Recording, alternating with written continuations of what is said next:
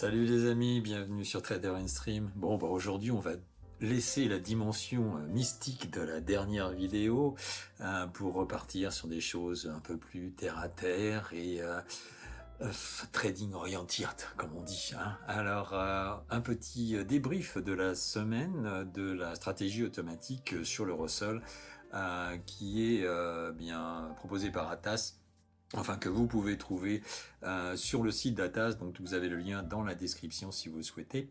Bon, après, il faut l'installer, il faut downloader, il faut compiler le code et puis générer la DLL et mettre la DLL dans le répertoire qui va bien. Mais vous pouvez également, comme par exemple Boris, un habitué de la chaîne, ou Olivier, qui ont testé par eux-mêmes la stratégie avec les mêmes paramètres sur TradingView ou sur NinjaTrader, enfin bon, je sais pas. Donc vous avez le choix. En tout cas, moi j'ai choisi l'option de faire tourner ça chez Atas, puisque c'est proposé un essai gratos chez Atas.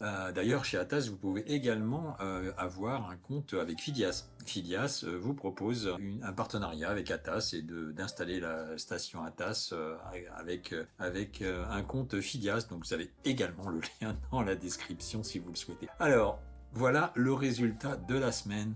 Eh bien, la semaine dernière, on avait quand même fait 6325 $ sur la stratégie automatique. Cette semaine, eh bien, 285 de pertes. Donc, bon, c'est moins bien. C'est moins bien. Donc, on va voir un petit peu le détail et pourquoi on a eu cette perte.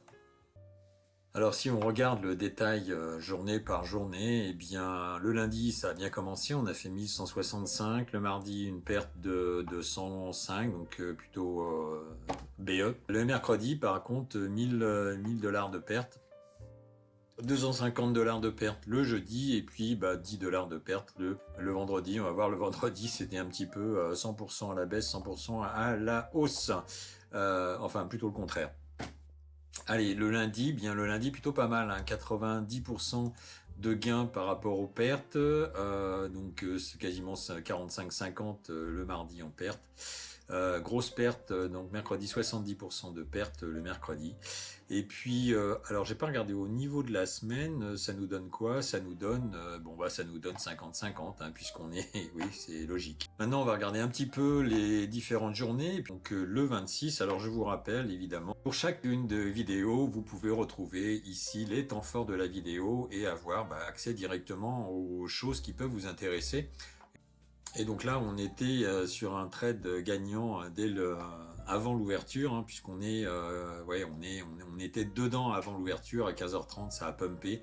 Donc bonne chose, et donc on était quasiment à 1000 $. Et donc là, écoutez, je me suis dit que c'était dommage de gâcher les 1000 $ et de commencer bien la semaine avec un bon gain. Donc j'ai coupé manuellement la stratégie. Ensuite, voilà, écoutez, j'ai réactivé la stratégie. On a de nouveau un croisement à la baisse et là également un bon trade. Alors là, celui-là, par contre, j'ai laissé continuer. Alors évidemment, pour optimiser la stratégie, eh bien le mieux c'est de la couper, c'est de la couper en bénéfique et de la réactiver. Cependant, comme vous voyez là, eh bien voilà, il faut faire confiance aux moyennes mobiles et puis laisser continuer les stratégies, et on arrive avec un gain de 330 avec un peu. Donc le 27, premier trade à 16h28.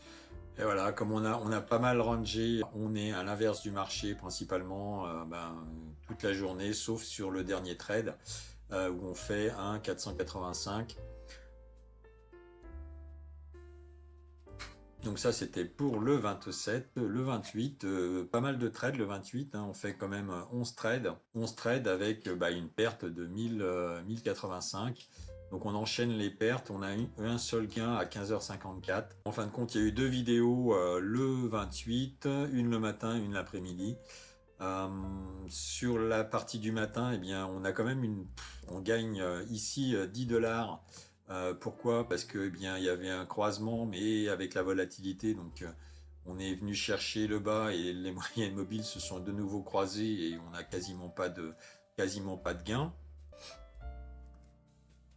Donc on 28 à 10h34, là on fait que 45 $, mais quand même on est monté quasiment à 300 $.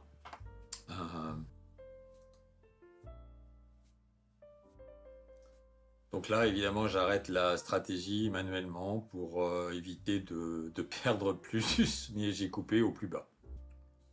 Donc le 28 à l'ouverture, et bien évidemment avec la volatilité, donc on était à l'achat, à la vente ici, donc il y a eu un retournement puisqu'on était en range et on a eu un excès de volatilité, ce qui fait qu'on a coupé au plus haut, au croisement de la moyenne mobile.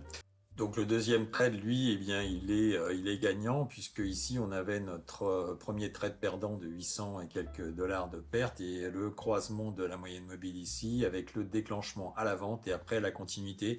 Et donc là, comme on était quasiment BE sur la journée, eh bien moi j'ai clôturé manuellement la stratégie, bien pour que ce soit bénéficiaire et pas perdant.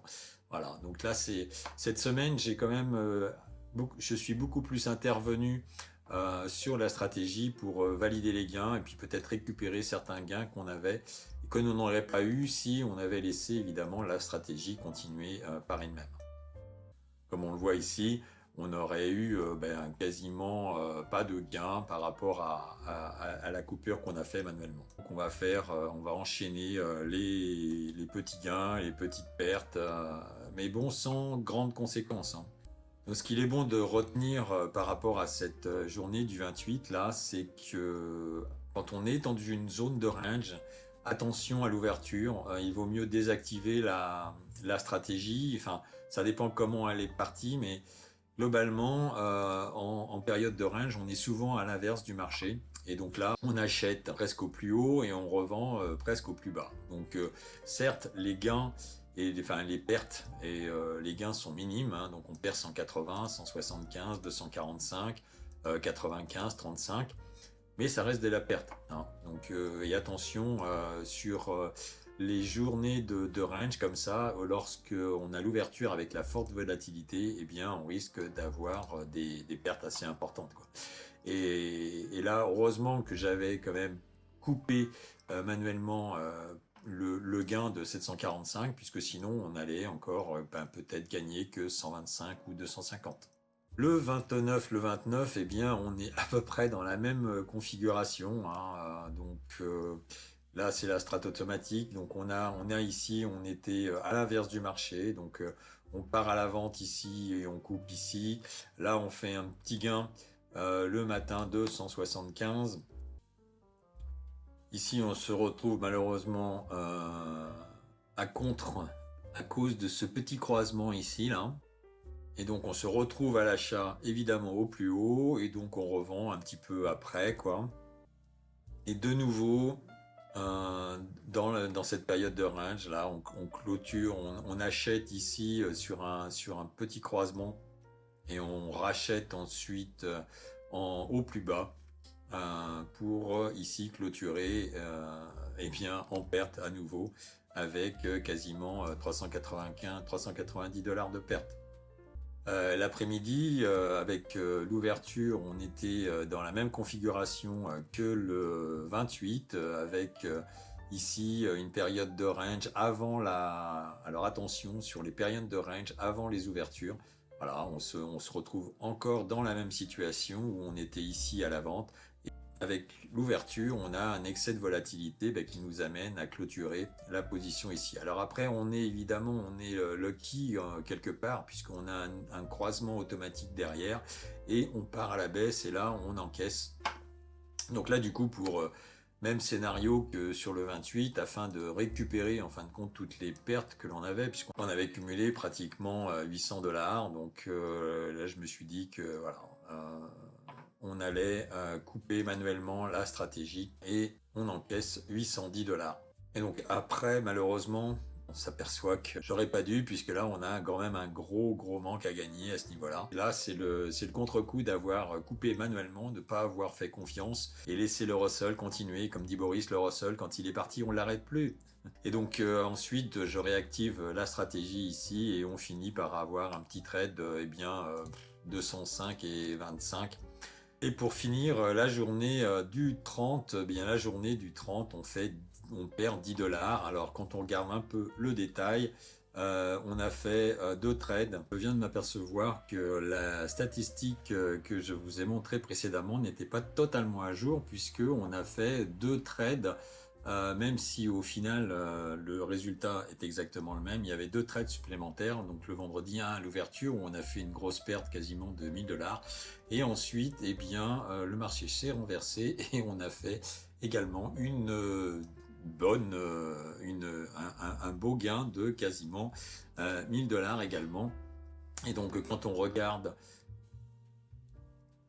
le détail des statistiques, eh bien, on a 2 trades supplémentaires donc, que j'ai rajouté, un de 1125 et l'autre de 1130. Bon, au final, de toute manière, le résultat est exactement le même. Sur la semaine, on a une perte de 280 $. Donc, en gros, une semaine pour rien. Mais globalement, après, il va falloir optimiser à partir de la semaine prochaine. On va entamer notre 3e semaine. Et donc pour cette 3e semaine, je vous rappelle que vous avez encore des promotions chez Bullonox et chez Apex à 90% quasiment. Après Fidias et On2Trade, ben, vous avez 80% et 50% et 60% pour ceux à qui j'ai envoyé un petit mail. Et bien la semaine prochaine, en gros, je pense que je vais mettre la stratégie sur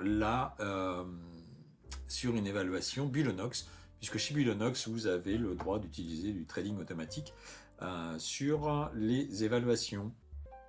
Donc, à vos graphes, attention, protégez votre capital, mettez des stops, et je vous souhaite un excellent fin de week-end, et je vous dis à demain pour attaquer cette semaine et ce mois de février à fond avec de nouvelles évaluations, avec un 10K drawdown et avec des giveaways sur le 10K drawdown, messieurs, mardi ou mercredi, je pense. Donc, abonnez-vous, mettez des pouces et let's go!